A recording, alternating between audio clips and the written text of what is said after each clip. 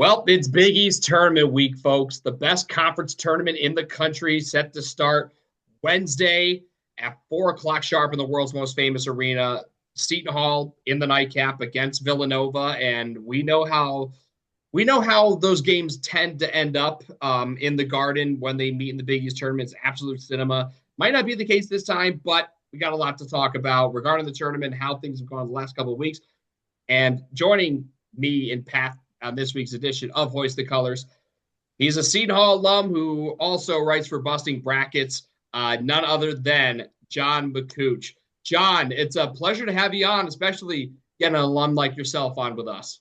It's a pleasure to be here. I mean, it's always a good time to hear from you guys. So yeah, but big game for the Pirates. I mean, it's been a very rough season. I don't think anybody will disagree with that. But it's Seton Hall Villanova, so anything can happen. We'll talk about it. So, I mean, yeah, let's just kind of go over. I mean, there's a lot to catch up on because I know we covered the women's game last week with Coach B, but over the past couple of weeks, a bit of a mixed bag. I just want to briefly go over that Villanova game because of the fact that they played so well in the first half. And then Eric Dixon took over. The offense went ice cold. And a lot of that had to do with the fact that Dylan Wusu was on fire in the first half. And then he just basically disappeared. Um, this is a chance for Seton Hall to get another good quality win. And kind of like a lot of other games, they just let it slip out of their grasp. I mean, what more is to say about that? Yeah, I mean that's just yeah. I'll You go got it. ahead. Okay, but that's just kind of how every Seton Hall game has been between Villanova for a while now. And Dylan Adewusu, it's not unlike him to kind of have those stretches, and it's good to see him have those stretches. But the big thing for Seton Hall is when he's not having, when he's not hot, when he's not hitting threes, they just don't have the roster talent right now to kind of make up for that like they have in years past. But it's going to be a big thing to see kind of who's going to be that player that steps up against Villanova because they've had a lot of players struggle.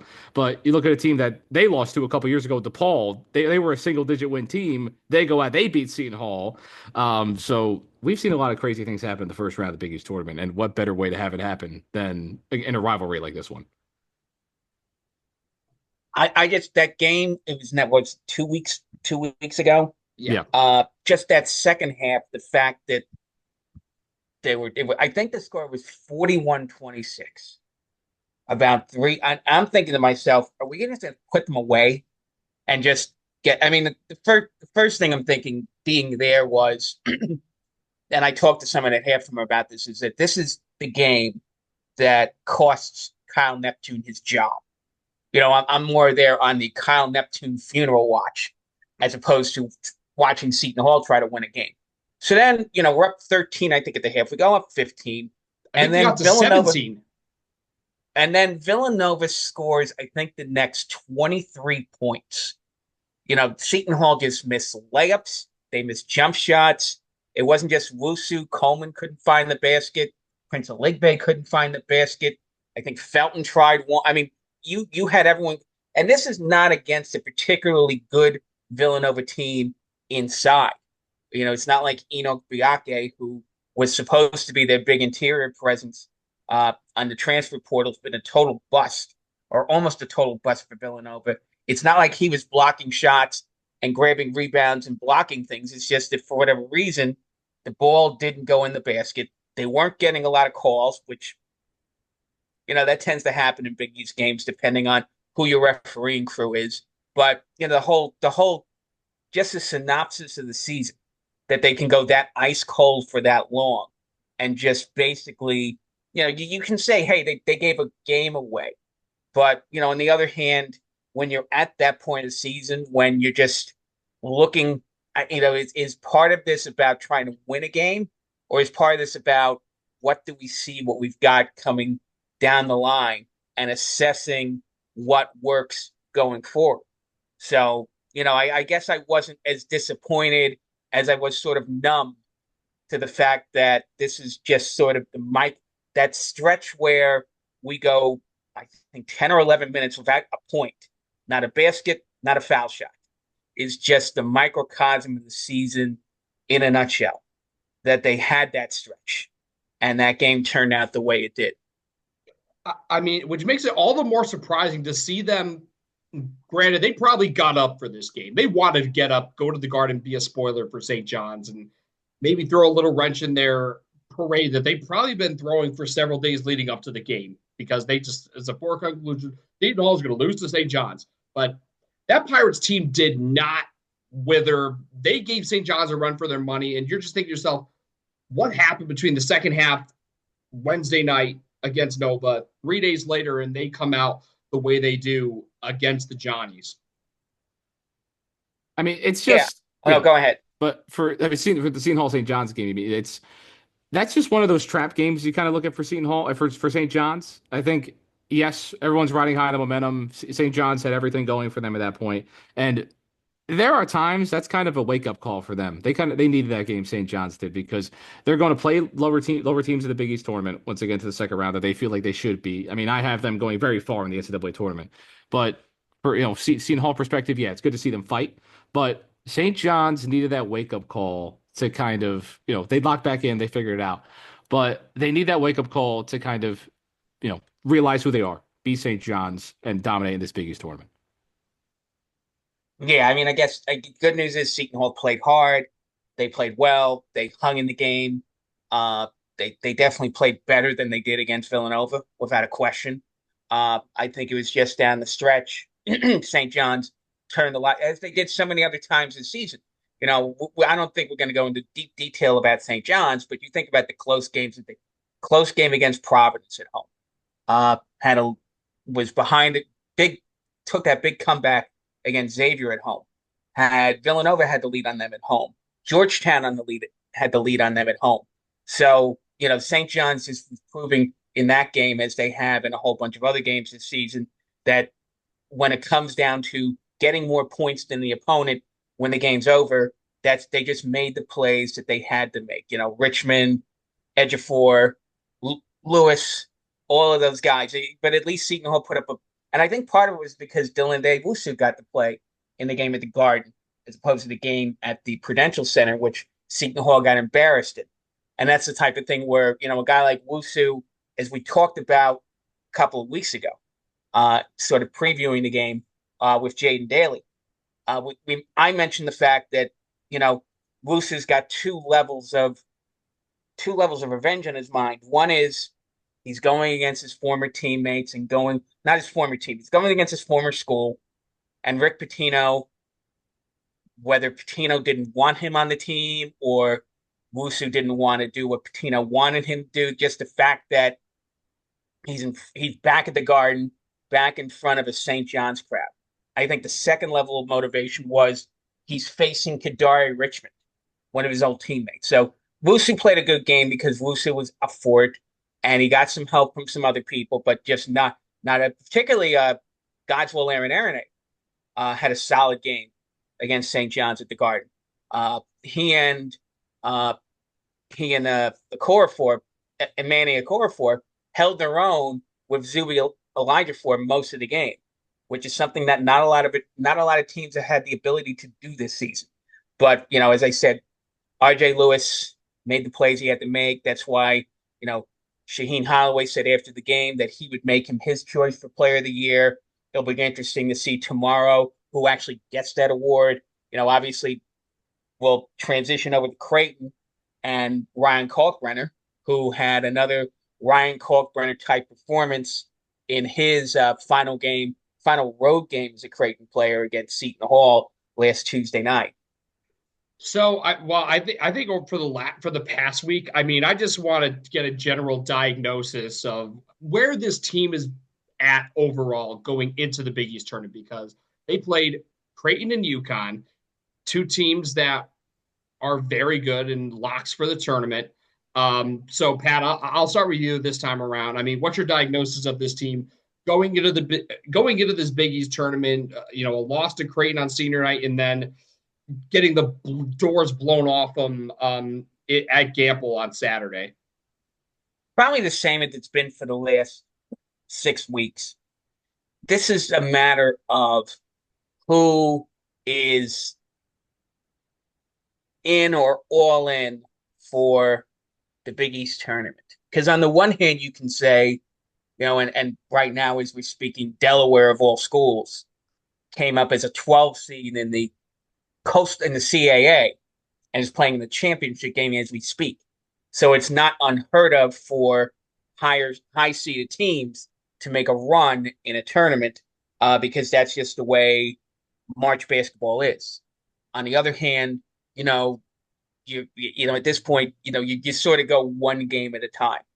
And we'll probably go into a little more detail about Villanova, but the walking in point, if I had to make one for Seton Hall, was, you know, go. Everyone's got a reason to go out, putting their best foot forward. Whether you're Wusu, uh, who's playing in his last, presumably going to be playing in his last games this weekend, trying to at least show out for the last time, particularly back at the Garden.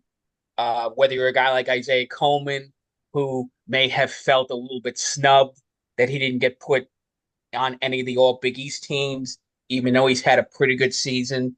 Whether you're a guy like Garway Dual, who's playing in his second Big East tournament, who may want to try to send the message that whether he's coming back in the blue and white or whether he's thinking about going in a different direction, this is a guy who has played better over the last 6 weeks of the season and wants to put an exclamation point on the improved play that he's had lately. So I think this is a matter of you got to come in. If you're not coming into this Big East tournament for a reason to play well, then why are you here? Why are you wearing a Seton Hall jersey if you don't have some type of motivation to accomplish something both tomorrow night and if by some stroke of luck you go beyond that? Yeah, the thing is, you kind of have to. If we can dive into it, we can talk about the analysis. If we X's and O's wise, Villanova should beat the brakes off of Seton Hall. There's roster with the way they've played all year. However, a lot of these guys realize that the only way to extend your basketball career, a lot of the seniors, right? You talk about Dylan Adewusu. The only way to extend your basketball career is to win this game. There's no NIT, there's no CBI for these guys at all. This is or it. the This crown. Please, for the love of God, don't play in the crown. Nothing. They're not. I don't even know if the Crown will take the record at this point. It's you're at 10, you're under 10 wins, right? So what I don't even understand the Crown right now, but I gotta we gotta lock in on that. We all have to dunk on it. It's our contractual obligation. It's so exactly, exactly. It's a whole thing, but they probably won't play in that either, right? Anyway, so this is their basketball career's end. And that's what makes a team, you talk about the Delaware situation, right? Those guys have nothing to lose and everything to gain. So for Seton Hall, that's the message Sheen Holloway has to send, if he can send that message, is you guys have nothing to lose, so go out and go get it. Especially because it's against a rival, Seton Hall has a lot of motivation to go forward. Again, X's and O's, Villanova should win this game, and it shouldn't even be a contest. But that's what makes March so fun, is everyone's kind of playing. They know it could be their last basketball game, and the thing about Seton Hall, though, is they know that if they win this game, they'll have to go take on UConn the next night. So that might kind of mess things up a bit for them. But that's just what you have to do. This could be your last game. Whatever you have, give it to me. That's what Sheen Holloway has to say. It's crazy to think that the 4 meetings that Seton Hall and Villanova have had in the Big East tournament since the realignment, it's been decided 3 meetings by 2 points and 1 meeting by 1 point, with Villanova and Seton Hall splitting the 2 meetings and being at the point of the margin between the 2 teams, 1 total point in those 4 meetings. And keep in mind, Seton Hall's coming off a game where they lost by 31. If you're Shaheen Holloway and this team, how do you shake off that just embarrassing loss to end the regular season and essentially put the men in black, put the memory eraser on you and just go into a game like Villanova like it never happened? It's a tough thing to do. If I could say how you do it, but it's so much easier said than done, especially with Seton Hall. That 30-point blowout, it's not like that's a unique thing. That's happened a few times this season, maybe more than I'd probably like to remember. But in terms of how you do it, you have to basically just erase the game tape at that point. There's not much to take from that game. You have to basically pretend that your last game that you've played is the game against Creighton isn't something to really look back at either. So it's really just that throw everything at the wall and see what sticks at this point message is, hey, this is a Big East tournament. You're 0-0. And it's the message everyone's going to send is we're 0-0. That's the phrase everyone likes to say. You're 0-0. You haven't lost a game. You haven't won a game yet. This is the Big East tournament, and it's a whole new bracket, right? That's what makes the Big East tournament the best tournament in all of March, besides the big one. Is the best conference tournament. Is because everyone really can beat anybody. And that might not be true for Seton Hall when it comes to playing St. John's. But again, we saw what happened, in that game, that it was a lot closer than you probably want to imagine. But Shaheen Holloway's message is you have nothing to lose. That's the same thing. Yeah, I can't put a lot of stock. First of all, if you did not think that Seton Hall was going to get the brakes blown off of them up on UConn Senior Day, when UConn is still smarting a little bit from what happened to them at the Prudential Center in the middle of February, losing that overtime game, talk about one of the most unexplainable results of the season. When Seton Hall beats UConn on February 15th. So UConn probably had the same. One thing I didn't mention at any point before this was last year's team, which won 25 games at the end of the season, lost by 30 up in Connecticut a week and a half before the Big East tournament. So there is losing by 31. We've sort of been there before. Without going into we'll get into detail about Villanova, but I think your mindset, again, John is right. The mindset is when you walk on the court at about 9 o'clock tomorrow night, Villanova's score is going to be 0. Your score is 0. And your goal at the end of 40 minutes is to have your score be higher than their score. And you can take things away from that game 2 weeks ago about things that Seton Hall did particularly well to get that big lead. And part of that was Dylan Adewusu being hot, but other people contributed to the scoring in that game. And, maybe to get a couple more finer points, you have opportunities on the inside against Villanova. I'm not sure how the referees are going to blow the whistles in this game, but if you get a few more whistles in this game than you did the last game, you might get a few more opportunities to score than you did in that horrific 10-minute stretch in the second half a couple of weeks ago. So you just have to work on what's worked well in past performances. In the analysis of the game in a few minutes, I think that tomorrow night is more about what Villanova team shows up than what Seton Hall team shows up. Because, Villanova, that loss to Georgetown last Tuesday has to be such a disheartening blow to Villanova. Talk about what a team's mindset is going into a game. Villanova's mindset going in on Wednesday night when they had that 9-point lead and they had Georgetown for dead with 4 minutes to go. And somehow I hear the final score of the game and I'm like, Georgetown won? How did that happen? And you notice how that happened.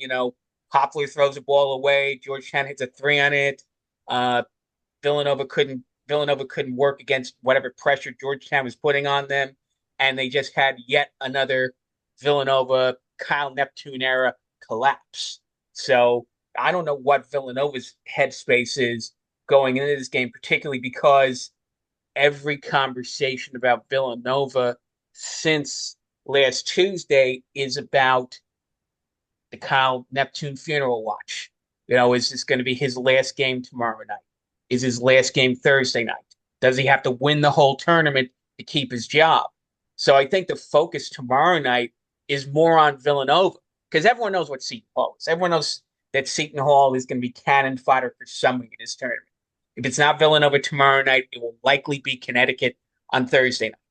But what Villanova is going to be what everyone's going to be thinking of. And the pressure's on them to see how they show up tomorrow as opposed to how Seton Hall shows up tomorrow, I would think. So I think, honestly, if you're Shaheen Holloway, I think if there's anything to show them the tape from DePaul Villanova last year. I mean, DePaul was in a worse spot, and Villanova had a lot more to play for. Like, they were in a better spot to make an NCAA tournament potentially if they were to go on a bit of a run in the Big East tournament. And DePaul, they were up by by at least 2 possessions at one point in the second half. Like, if you want to get some tape on how to play a game like this, use that tape. I would highly suggest that. And I think in terms of a strategy, we saw what Eric Dixon did to them just a couple weeks ago. He torched them. He was like a non-factor, non-existent in the first half. Second half, he got whatever he wanted. I mean, so I guess I'll put this to both of you. Do you try to imply the strategy of let Eric Dixon do whatever he wants and dare someone else to beat you, or focus on Dixon and let the rest of the and just take away the focus on defending the rest of the guys on Nova? I mean, when it comes to Eric Dixon, I've always been a lot higher on Eric Dixon than probably most people. So I'm going to lean more towards, because I think he's a great player, I think you have to find a way to shut him down as much as possible, because this isn't as deep of a Villanova team as we've seen in years past. I would rather, in terms of who I'm going to let beat me, I would rather the depth of Villanova have to beat me than one of the best bigs of the Big East. That's going to be a tough one, especially because of how well he torched, like you said, he torched you in the last game. You have to find a way to just, okay, if I got to double Eric Dixon and the rest have to figure it out at the perimeter and make Villanova make shots, which is something they haven't been able to do. We talk about the Georgetown game too. That's something they haven't been able to do with their depth off the bench. So I'm shutting down Eric Dixon as much as possible and figuring the rest out as much as I can. It's also kind of going back really quick to the idea of this could be Kyle Neptune's last game coaching. The biggest question that I have been asking, and the one I need answered, is do these players want Kyle Neptune back? Is that something they want to see? Do they believe in this head coach? Not the fans, not us here on a podcast. Do the players want to play for Kyle Neptune? That's what we're going to find out in this Big East tournament, especially Eric Dixon, who's been there a while. Do they want to play for him? That's the question I'm going to ask, and that's what we're going to find out against Seton Hall. Let me make 2 points. One, I think only Eric Dixon can beat Eric Dixon. And we've seen this in a lot of the second half of the season where, and I mentioned this, I think I mentioned this when we mentioned this 2 weeks ago when we were previewing the Villanova game. Dixon has Kerry Kittles, of all people, in his sights to become the all-time scorer in Villanova history, which is a testament to how good Dixon is, and sort of a shocking statement that he's tracking down the legend that was Kerry. You guys are too young to remember Kerry Kittles live. I saw Kerry Kittles live, so you just think that Dixon might catch and surpass a guy as good as Kerry Kittles is a little bit mind blowing. But such is the way Dixon has played these last 4 seasons. So part of Dixon's motivation is getting the points that he has to get to catch Kerry Kittles. So he's become a little more aggressive shooting the ball because of his own personal motivation to take down Kittles. Now, to the point that John's making about playing for Neptune, Villanova's got a veteran team. Guys who are on the way out. Dixon's on the way out. Wooga Poplar's on the way out. Jordan Longino is probably on the way out. I don't know if Boaki's got any eligibility left.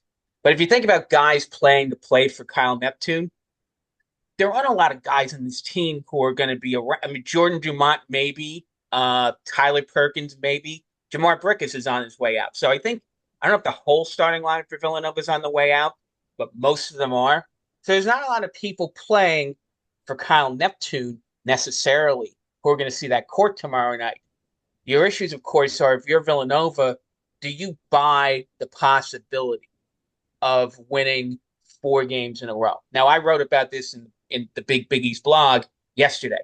And I thought the path Villanova has, just to talk about that for a second, is they conceivably the only team in their path who they did not beat this season was Creighton.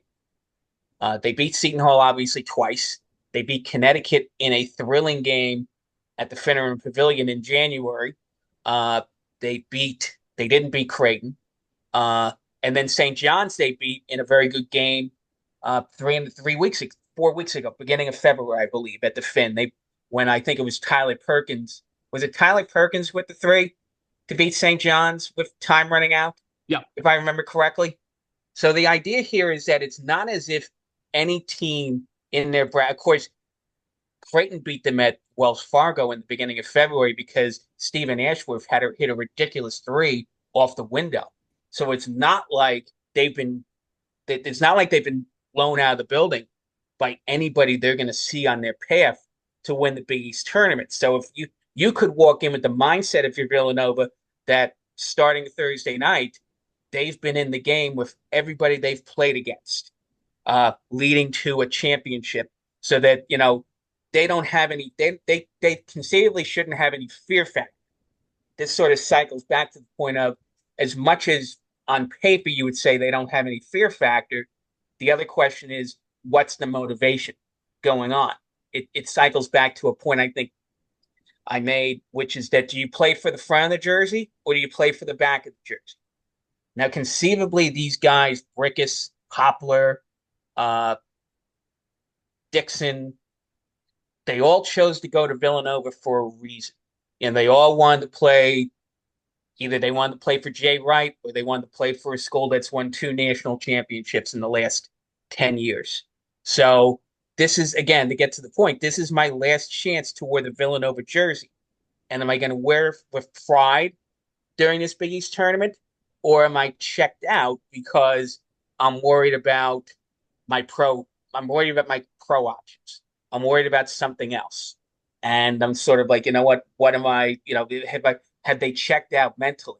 Or are they going to take are they going to take the rest of this week seriously and go out with a vengeance and try to just win these games? And maybe a miracle. It's not like we haven't seen this before. Somebody mentioned Kemba Walker earlier today and the Connecticut Drive for Five, where he wins 5 games and Connecticut wins the Big East tournament. You go to Georgetown 4 years ago, Georgetown wins 4 games to win the Big East tournament. So this would not be an unprecedented run, and Villanova's conceivably in a better position going into this week than those other 2 teams were 15 and 4 years ago.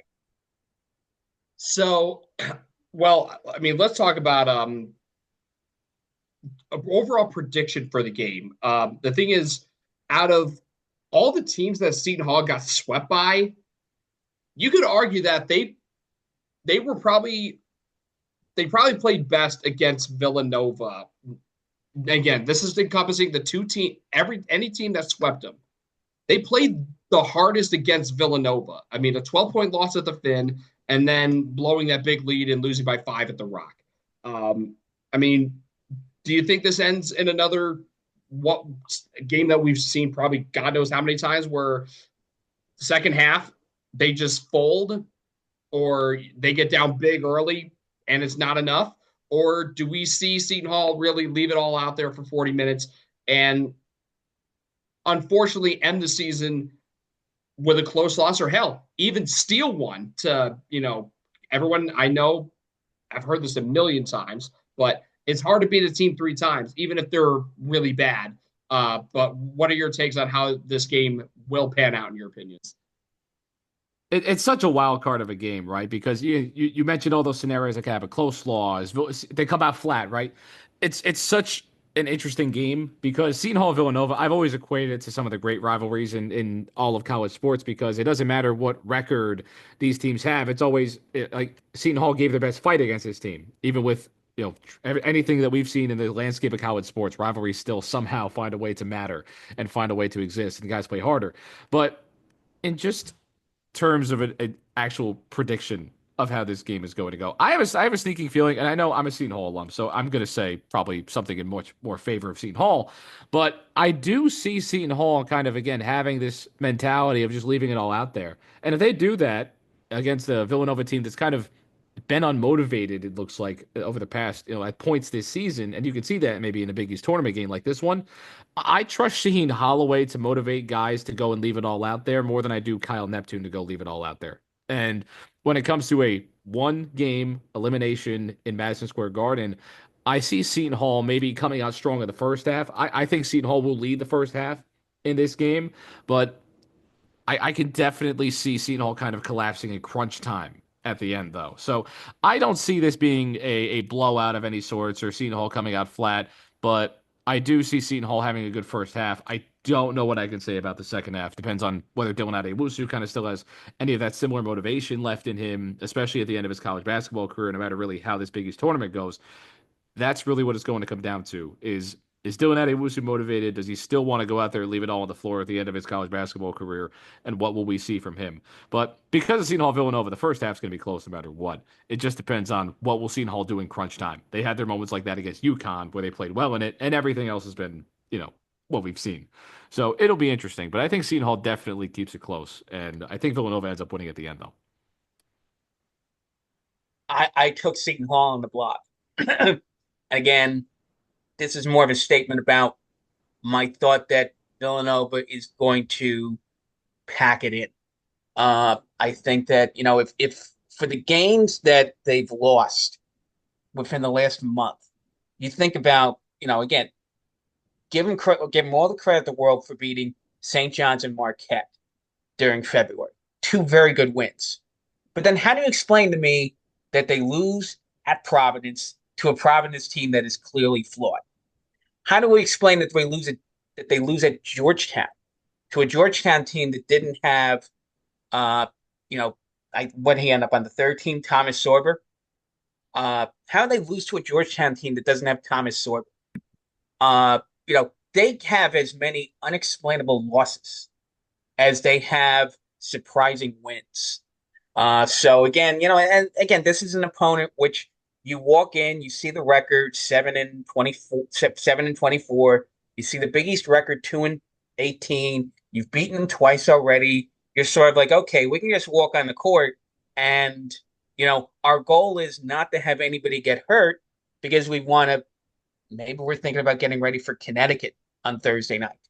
But then the problem is, there's another team on the court, and a team that has played you, as Tim said, reasonably well during the season. The team that had you down 15 points in the second half 2 weeks ago. So, then the question is, if Villanova doesn't have their heads on straight, they could end up. It could be a little bit different this time than 2 weeks ago. It's one thing 2 weeks ago at the Prudential Center when Seton Hall just goes totally zip for 10 minutes. You can't count on Seton Hall going totally zip for 10 more minutes if you're Villanova. You got to make sure that you get off to a good start, that you don't go and that you do not over rely on Eric Dixon, and have Dixon shoot you out of the game conceivably, because he can go as cold as much as he can go on scoring sprees like he did 2 weeks ago and part of the game against Georgetown last week. He can go cold as well, and then you got to get Wooga Poplar to the rescue. You got to get Jordan Longino to the rescue, and sometimes they're on and sometimes they're not. So I'm taking Seton Hall in a bit of an upset, because again, I don't trust Villanova in this spot tomorrow night. I mean, if it wasn't for Eric Dixon, I would be all in on an upset. I really think that if you look at the track record, like, this sets up really well. Like, this could be Seton Hall's time, because they love to play spoiler to Villanova when it comes to the Garden. And it took the last couple of times with a Josh Hart and one to sink him in the semifinals, and Angel Delgado unfortunately missing a bunny in the closing seconds. And then 2 years later, Phil Booth having the game of his life. For a Villanova team coming off, arguably one of the best college basketball teams we've seen in recent years, led by Jalen Brunson, who I will stand for as a Knicks fan, ironically now, when I heckled him in college. And you look at how those games went.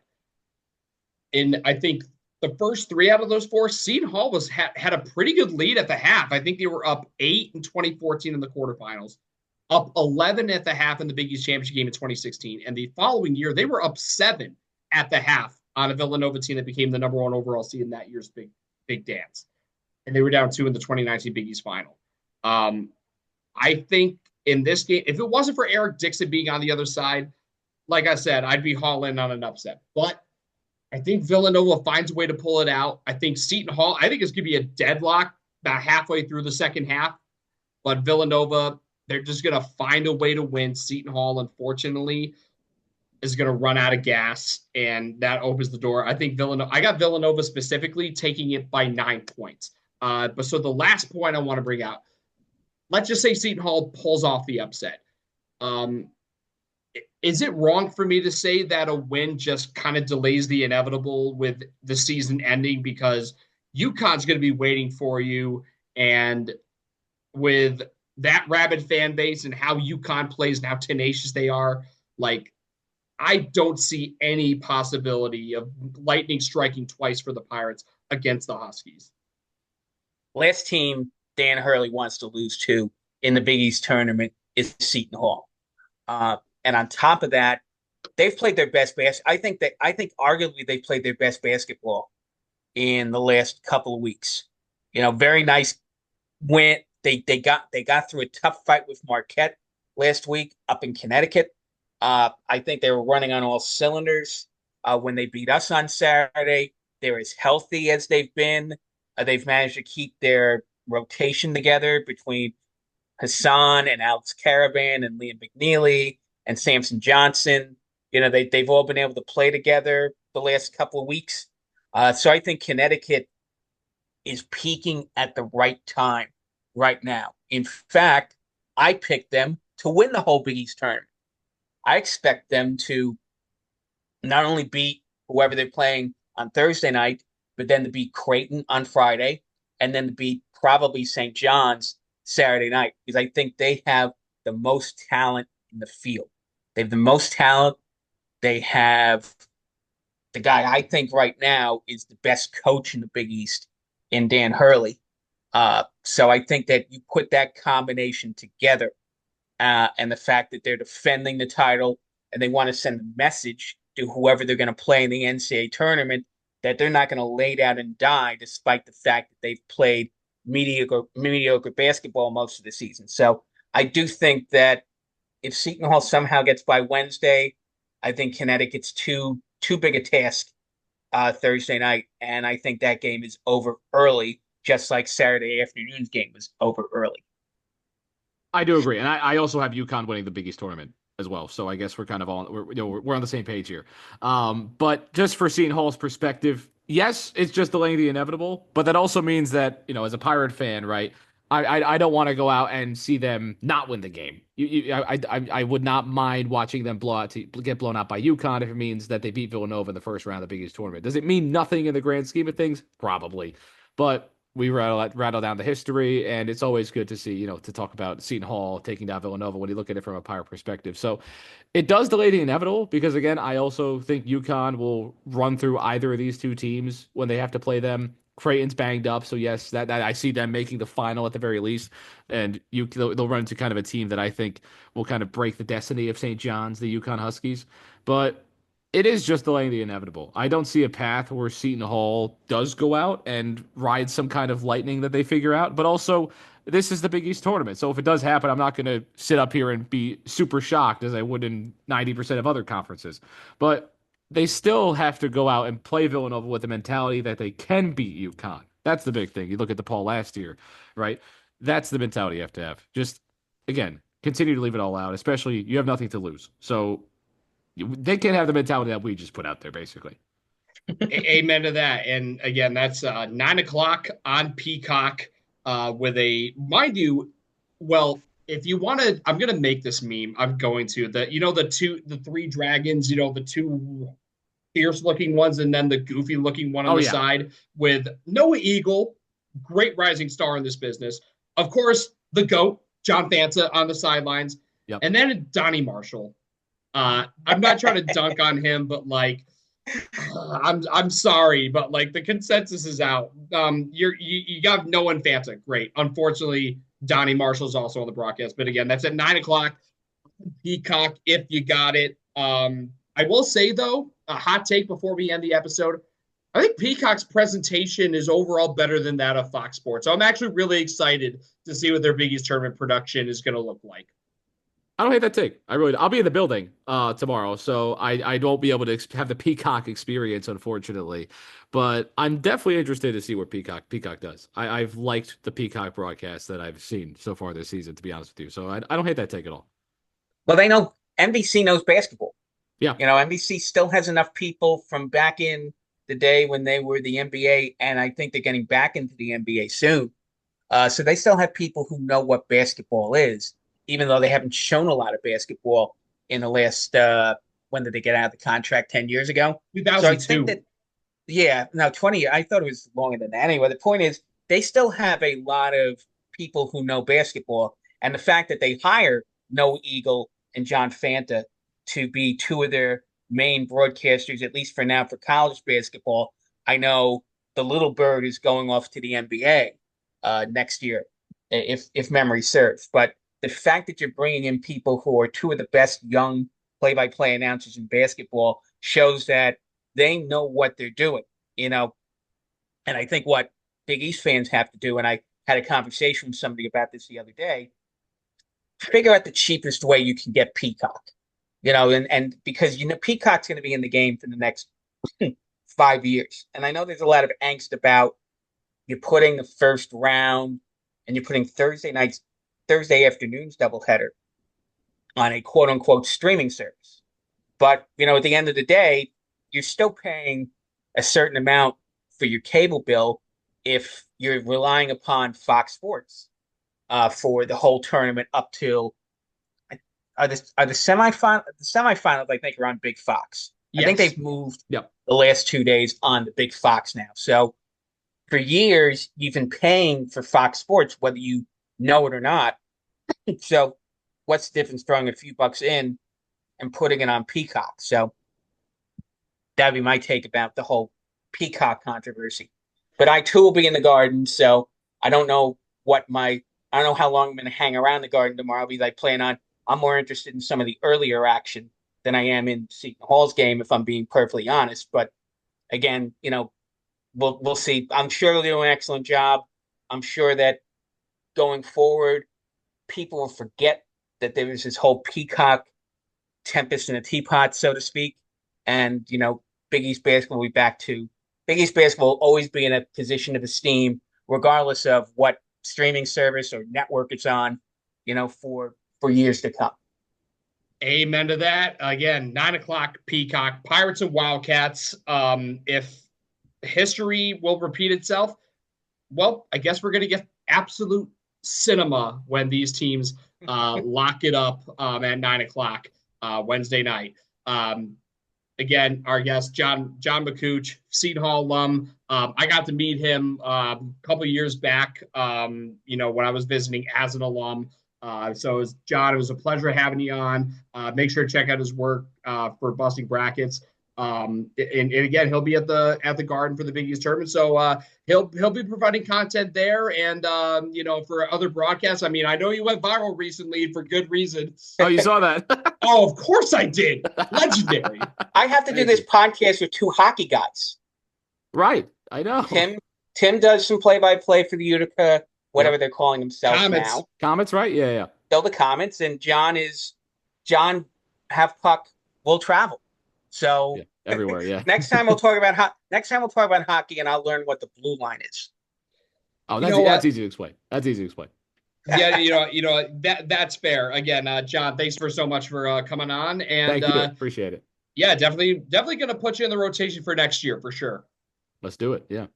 All right, so that does it for this week's edition of Hoist the Colors Big East Tournament Edition. For our guests, John Makuch and Pat Madden, I'm Tim Best. Thanks for tuning in, and until next time, onwards, Setonia.